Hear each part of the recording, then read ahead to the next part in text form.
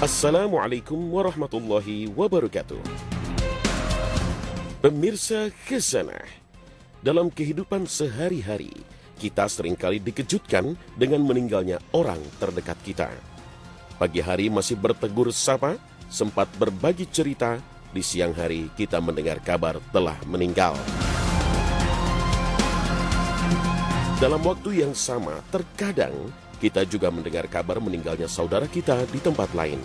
Terkadang di tengah rasa duka, kita juga masih melihat berita meninggalnya seseorang, bahkan dalam waktu yang sama. Ini baru yang kita kenal. Entah ada berapa orang meninggal yang tidak kita kenal dalam waktu yang sama di wilayah kita. Ini belum terhitung kematian di tingkat nasional atau bahkan dunia. Jika diperkirakan angka kematian dalam sehari 150.000, tentu ada saja yang meninggal dalam waktu yang sama. Fakta-fakta semacam inilah yang kemudian menimbulkan tanya di sebagian masyarakat. Jika ada orang meninggal hingga ratusan orang dalam waktu yang sama, bagaimana malaikat maut mencabut nyawa mereka secara bersama-sama? Dalam Al-Quran, Allah menjelaskan bahwa malaikat maut memiliki banyak rekan di kalangan malaikat ketika mencabut nyawa manusia. Dialah yang mempunyai kekuasaan tertinggi di atas semua hambanya, dan diutusnya kepadamu malaikat-malaikat penjaga, sehingga apabila datang kematian kepada salah seorang di antara kamu, ia diwafatkan oleh malaikat-malaikat kami, dan malaikat-malaikat kami itu tidak melalaikan kewajibannya. Al-Quran Surah Al-An'am ayat 61. Ibnu Katsir dalam tafsirnya menjelaskan makna ia diwafatkan oleh malaikat-malaikat kami adalah bahwa ada banyak malaikat yang ditugaskan untuk mewafatkan manusia. Kemudian Ibnu Katsir membawakan riwayat dari Ibnu Abbas radhiyallahu anhuma. Ibnu Abbas dan ulama lainnya mengatakan malaikat maut memiliki beberapa teman di kalangan malaikat. Mereka mengeluarkan ruh dari jasad, hingga ketika ruh sudah mencapai tenggorokan, malaikat maut yang mencabutnya. Artinya malaikat maut tidak sendiri saat mencabut nyawa seorang manusia. Hal ini diperkuat dengan penjelasan Nabi SAW tentang bagaimana malaikat datang saat ajal seseorang telah tiba. Saat itu malaikat maut ditemani banyak malaikat ketika mematikan manusia. Seperti yang disebut dalam hadis dari Al-Barra bin Azib radhiyallahu anhu bahwa Rasulullah SAW bersabda, "Sesungguhnya hamba yang beriman ketika hendak meninggalkan dunia dan menuju akhirat, turunlah malaikat dari langit.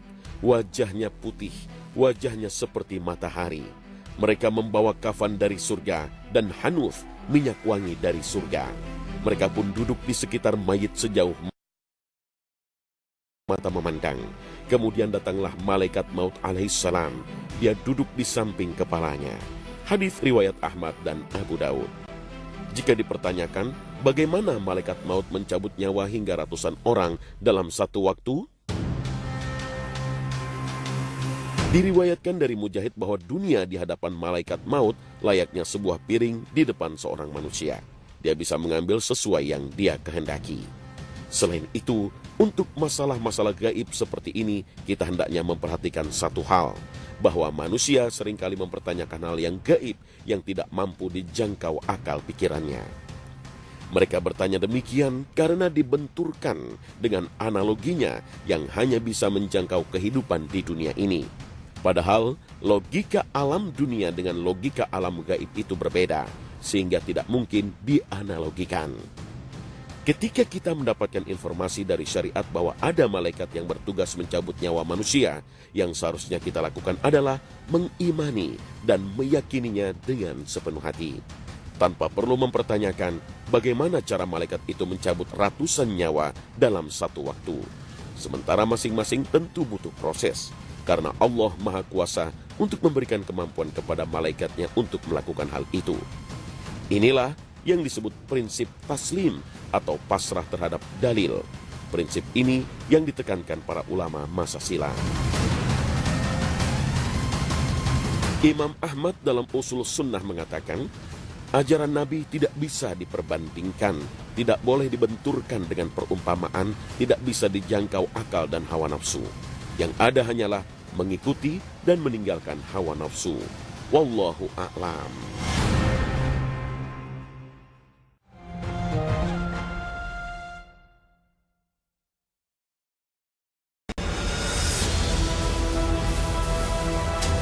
Kisah Khazanah.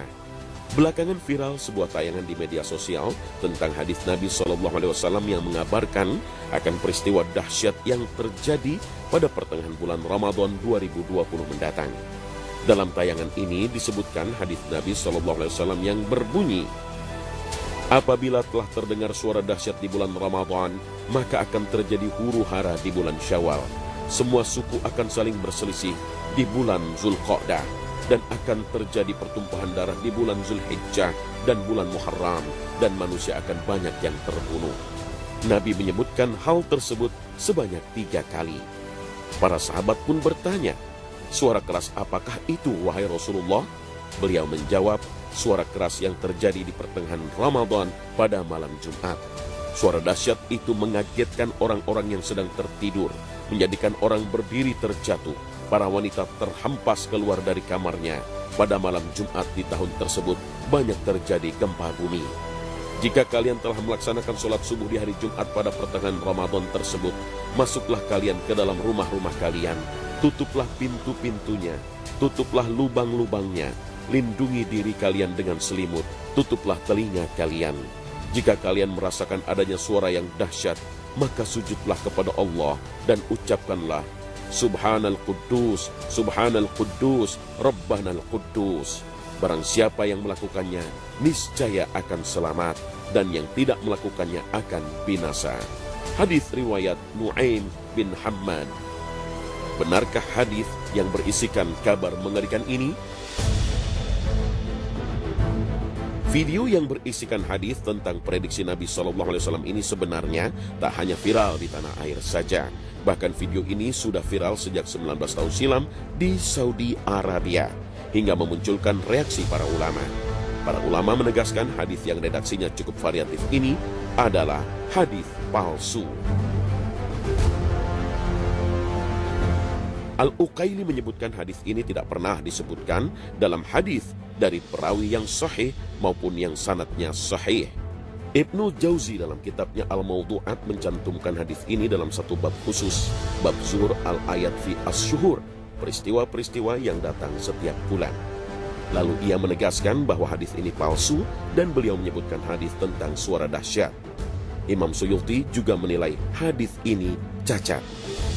Ulama kontemporer pun menegaskan, hadis ini sama sekali tidak sahih, tidak benar. Ini hadis batil dan kedustaan yang nyata. Sudah sering tahun-tahun yang telah lewat, malam Jumat bertepatan dengan malam tengah Ramadan. Dan walhamdulillah, tidak terjadi apapun seperti yang disebutkan dalam kabar dusta ini. Oleh karena itu, hendaknya tidak disebarkan, mestinya justru dihilangkan dan diingatkan akan kebatilannya. Memang setiap muslim wajib untuk bertakwa kepada Allah setiap saat dan menghindari semua yang dilarang Allah sampai dia dijemput ajalnya. Sebagaimana firman Allah Subhanahu wa Ta'ala, beribadahlah kepada Rabbmu sampai datang kepadamu al-yaqin atau kematian. Celakanya lagi, kabar yang tak jelas sumbernya ini tak jarang langsung juga diposting ulang, dikopi dan disebarkan kembali tanpa konfirmasi, tanpa mengetahui kebenarannya. Allah Subhanahu wa Ta'ala telah mengingatkan kita dalam firman-Nya, dan janganlah kamu mengikuti apa yang kamu tidak mempunyai pengetahuan tentangnya. Sesungguhnya pendengaran, penglihatan, dan hati, semuanya itu akan diminta pertanggungan jawabnya. Al-Quran Surah Al-Isra ayat 36. Orang yang mengatakan apapun yang ia dengar berarti ia sedang berdusta. Sama halnya dengan orang yang memposting ulang setiap informasi yang dia terima, baik melalui media sosial ataupun yang lainnya. Rasul SAW bersabda, cukuplah bagi orang itu disebut berdusta apabila dia membicarakan setiap yang ia dengar. Hadis riwayat Muslim. Namun begitu, huru-hara akhir zaman memang telah disebutkan Nabi SAW akan terjadi. Dan jika hal itu terjadi, maka kiamat segera akan terjadi. Salah satunya adalah muncul ad-dukhan atau asap. Asap yang akan muncul di akhir zaman ini bahkan diabadikan Allah Subhanahu wa Ta'ala dalam nama surat, yaitu surat Ad-Dukhan atau asap.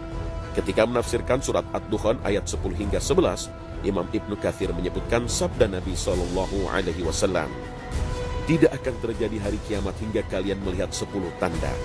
bencana penenggelaman manusia ke tanah di negeri barat, negeri timur, dan di Jazirah Arab. Terjadi ad-dukhon atau asap, munculnya Dajjal, munculnya Dabbah, munculnya Ya'juj dan Ma'juj, terbitnya matahari dari barat, munculnya api yang keluar cekungan Aden yang mengusir manusia. Hadis riwayat Muslim. Lalu seperti apa asap atau ad-dukhon yang akan muncul di akhir zaman dan menandai datangnya kiamat itu? Ad-dukhon bentuknya berupa asap yang jika mengenai orang muslim, maka mereka merasakan seperti pilek. Sedangkan jika mengenai orang kafir akan keluar cairan dari kuping mereka dan merasakan kesakitan yang luar biasa. Abdullah bin Mas'ud radhiyallahu anhu menuturkan sabda Rasulullah SAW, akan datang dukhon, asap kepada manusia di hari kiamat yang memasuki pernafasan mereka sehingga mereka akan merasakan seperti pilek.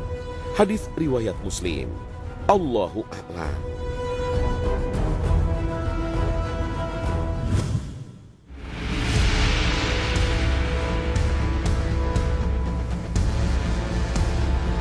Pemirsa Khazanah, sejumlah tokoh agama dan pemimpin pemerintahan daerah, mulai dari Wakil Sekjen Dewan Pimpinan MUI, Wali Kota Depok, hingga Gubernur Jawa Barat, menyebutkan bahwa berwudu dengan rutin dapat membersihkan bakteri dan kuman yang ada di tubuh manusia dan menangkal virus-virus yang menempel di tubuh, termasuk virus corona. Karena dalam wudu ada proses mencuci tangan, berkumur, membersihkan rongga hidung, membersihkan muka, dan membersihkan kaki. Dan umat muslim melakukan proses ini minimal 5 kali dalam sehari, yaitu setiap kali akan melaksanakan sholat wajib. Artinya, dalam sehari, anggota-anggota tubuh itu setidaknya dibersihkan sebanyak 5 kali, sehingga mungkin saja bakteri-bakteri yang ada di tubuh akan hilang terbawa air wudu. Artinya, wudu bukan sekedar bersuci, bahkan wudu dapat merontokkan dosa, mendapat ampunan Allah, melipat gandakan pahala, hingga menjadi alasan seseorang masuk surga.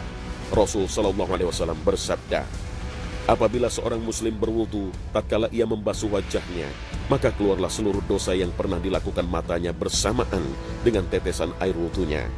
Ketika dia membasuh kedua tangannya, maka keluarlah seluruh dosa yang dilakukan tangannya bersamaan dengan tetesan air itu.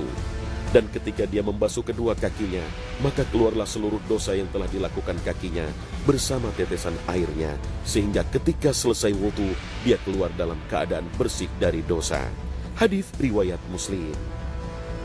Dalam riwayat lain, Rasul SAW juga bersabda, tidaklah seorang muslim berwudu kemudian menyempurnakan wudunya, kemudian bangkit melakukan sholat 2 rakaat, menghadapkan wajah dan hatinya kepada Allah, kecuali wajib baginya surga.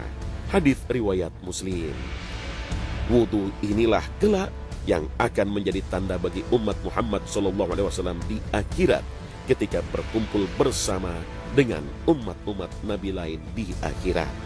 Maka umat Islam, umat Nabi Muhammad SAW yang rutin berwudu ketika di dunia akan datang pada hari kiamat dalam keadaan memiliki ghurrah dan tahjil. Abu Hurairah radhiyallahu anhu menuturkan, Rasulullah SAW bersabda, sesungguhnya telagaku lebih jauh daripada jarak kota Ailah dengan kota An. Sungguh ia lebih putih daripada salju dan lebih manis daripada madu yang dicampur susu, dan sungguh cangkir-cangkirnya lebih banyak daripada jumlah bintang, dan sungguh aku menghalau manusia darinya sebagaimana seorang laki-laki menghalau unta orang lain dari telaganya. Mereka bertanya, wahai Rasulullah, apakah engkau mengenal kami pada waktu itu? Beliau menjawab, ya, aku mengenal. Kalian memiliki tanda yang tidak dimiliki oleh umat-umat lain. Kalian muncul dalam keadaan memiliki ghurrah dan tahjil disebabkan bekas air wudu. Hadis riwayat Muslim. An-Nawawi Asy-Syafi'i rahimahullah menjelaskan, ghurrah adalah tanda putih di dahi kuda, sedangkan tahjil adalah tanda putih di kedua tangan dan kaki kuda. Para ulama berkata, cahaya yang terdapat pada anggota wudu pada hari kiamat disebut ghurrah dan tahjil karena menyerupai ghurrah yang dimiliki kuda. Lebih jauh Ibnu Hajar menjelaskan, yang dimaksud dengan ghurrah adalah cahaya putih yang terdapat pada wajah umat Muhammad SAW.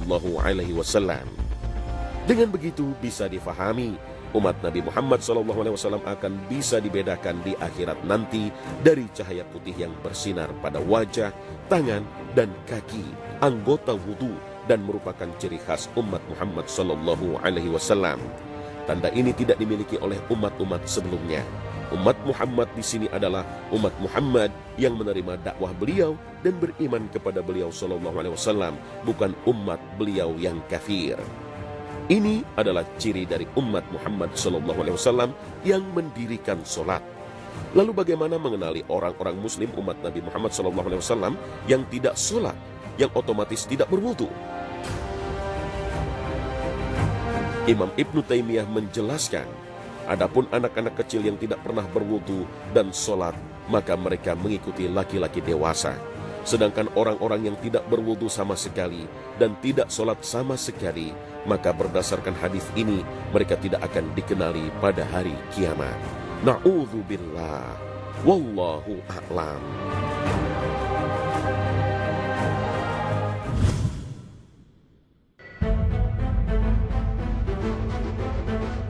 Assalamualaikum warahmatullahi wabarakatuh. Pemirsa Khazanah, solat jamak qashar biasanya dilakukan saat sedang dalam bepergian atau musafir. Misalkan dilakukan di masjid rest area atau masjid-masjid di sepanjang perjalanan atau dimanapun kita berada saat dalam perjalanan. Namun, tak sedikit orang yang merasa waktunya tanggung, khususnya ketika perjalanan pulang dari bepergian jauh yang jaraknya sudah memenuhi syarat boleh melakukan sholat jamak qashar, atau menurut mayoritas ulama antara 81 sampai 88 km. Misalnya, ketika sudah meniatkan untuk menjamak qashar sholat zuhur dan asar untuk dilakukan di waktu asar atau jamak takhir, terkadang tak sedikit orang yang merasa waktunya tanggung karena hampir sampai di rumah, sehingga ingin melakukan sholat jamaknya kalau sudah sampai di rumah. Selain karena waktunya tanggung hampir sampai, karena tak ingin disibukkan dengan ganti pakaian dan lain sebagainya. Lalu apakah memang sholat jamak qashar ini dibolehkan jika sampai di rumah? Mayoritas ulama fikih sepakat, ketika seseorang sudah tiba di rumahnya setelah perjalanan jauh, maka ia tidak bisa melaksanakan sholat jamak qashar. Karena yang menjadi sebab adanya rukhsah atau keringanan jamak qashar adalah perjalanan atau safar. Maka pelaksanaan jamak qashar pun hanya boleh dilakukan selama dalam perjalanan atau ketika perjalanan itu masih berlangsung. Jika safar atau perjalanan sudah selesai, maka jamak qashar sudah tidak berlaku lagi. Karena jika sudah tiba di rumah, statusnya sebagai musafir telah selesai. Sementara musafir itu menurut Ibnu Mansur dalam Kamus Lisan Al-Arab dari kata safar, yang berarti lawan dari kata hadar atau hadir. Maka orang yang sedang bersafar atau bepergian berarti tidak hadir atau tidak berada di tempat mukim atau tempatnya menetap disebabkan pergi ke tempat yang lain. Setelah dia pergi, pada waktunya dia akan kembali. Setelah dia kembali dari perginya, barulah dia hadir. Saat itulah safarnya telah berakhir. Hal ini berdasarkan hadis Ibnu Abbas radhiyallahu anhuma bahwasanya ia berkata, sesungguhnya Allah Azza wa Jalla telah mewajibkan melalui lisan Nabi kalian bagi musafir solat 2 rakaat qashar, dan bagi orang yang mukim 4 rakaat, dan solat khauf 1 rakaat. Hadis riwayat Muslim. Oleh karena itu, jamak qashar hendaknya tetap dilakukan di perjalanan sebelum sampai rumah, bukan setelah tiba di rumah. Abdullah bin Abbas radhiyallahu anhu menuturkan, Rasulullah SAW menjamak solat zuhur dan asar ketika safar, ketika beliau berada di tengah perjalanan, dan juga menjamak antara solat maghrib dan isya. Hadis riwayat Bukhari. Lalu, apakah dengan demikian hal ini berlaku juga untuk keberangkatan? Artinya, juga tidak boleh memulai solat jamak qashar dari rumah sebelum berangkat? Solat jamak qashar hendaknya juga tidak dilakukan di rumah sebelum keberangkatan, karena perjalanan belum dimulai. Wallahu a'lam.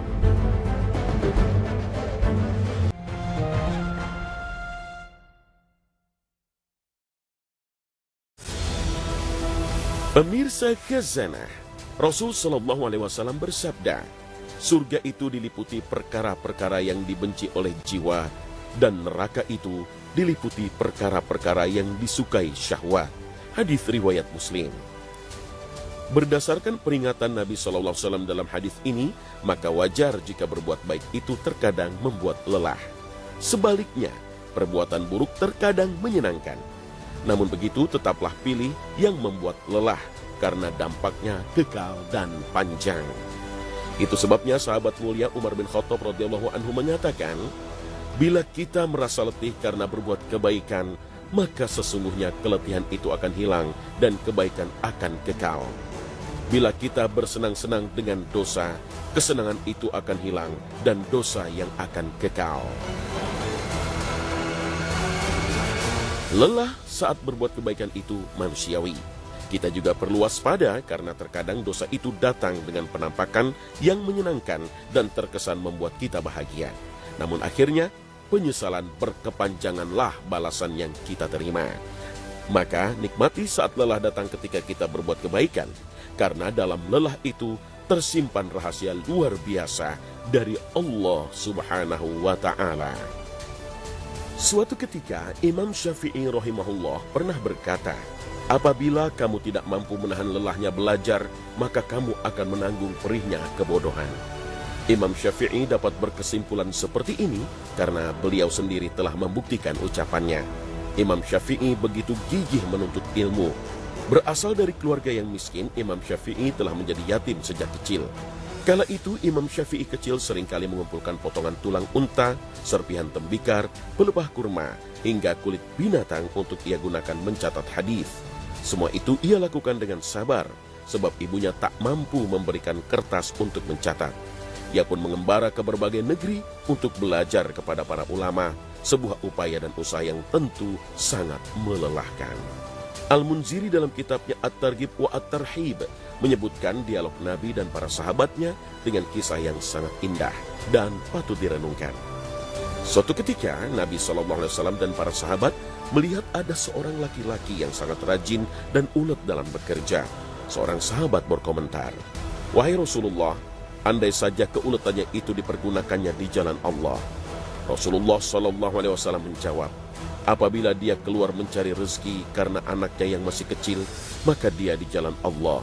Apabila dia keluar mencari rezeki karena kedua orang tuanya yang sudah renta, maka dia di jalan Allah.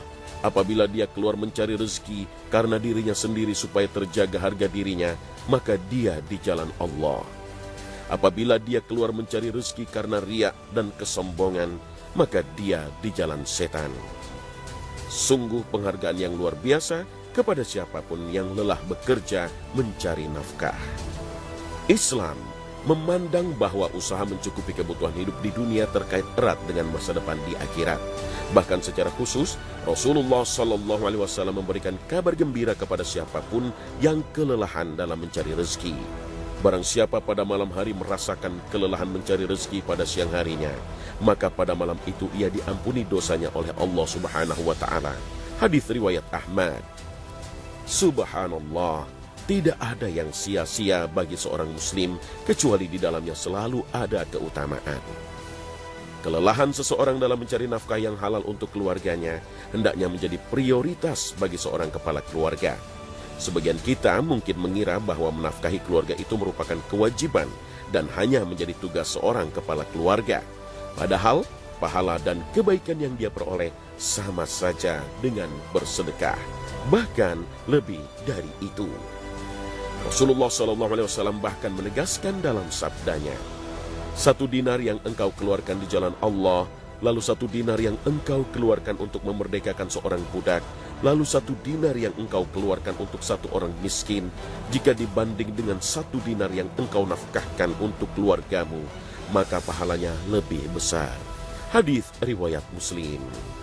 Oleh sebab itu, rasa lelah atau capek karena bekerja dalam mencari rezeki halal tidaklah sia-sia, karena Allah Subhanahu wa Ta'ala menyukai hambanya yang bekerja keras.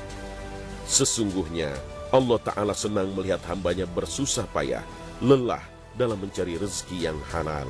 Hadis riwayat Ad-Dailami. Kelelahan itu akan mendapatkan keuntungan berlipat bagi dirinya, karena akan terbayarkan dengan harta yang diperoleh, dan di sisi lain dia mendapatkan keutamaan akhirat dengan terhapusnya dosa-dosa. Syaratnya bekerja dan lelah. Bukankah ini bukti tak terbantahkan bahwa kelelahan ternyata nikmat yang luar biasa? Mendidik anak sungguh-sungguh merupakan proyek jangka panjang yang sangat melelahkan. Namun kelelahannya sangat disukai Allah Subhanahu wa Ta'ala. Di hari kiamat kelak ada sepasang orang tua yang diberi dua pakaian teramat indah yang belum pernah dikenakan oleh penduduk bumi. Keduanya bingung dan bertanya, dengan amalan apa kami bisa memperoleh pakaian seperti ini? Dikatakan kepada mereka, dengan kesabaranmu dalam mengajarkan Al-Quran kepada anak-anakmu. Berbahagialah manusia yang selama ini merasakan kelelahan, dan berhati-hatilah yang tidak mau berlelah-lelah. Segala sesuatu ada hitungannya di sisi Allah Subhanahu wa Ta'ala. Kebaikan yang besar mendapat keutamaan, kebaikan kecil tidak akan pernah terlupakan. Rasulullah SAW bersabda, pahalamu sesuai dengan kadar lelahmu. Allah Subhanahu wa Ta'ala akan selalu menilai dan menghitung dengan teliti dan tepat atas semua prestasi hidup kita, sebagaimana firman-Nya. Dan bahwasannya seorang manusia tidak memperoleh selain apa yang telah diusahakannya, dan bahwasannya usahanya itu telah akan diperlihatkan kepadanya, kemudian akan diberi balasan kepadanya dengan balasan yang paling sempurna. Al-Quran Surah An-Najm ayat 39 hingga 41. Wallahu a'lam.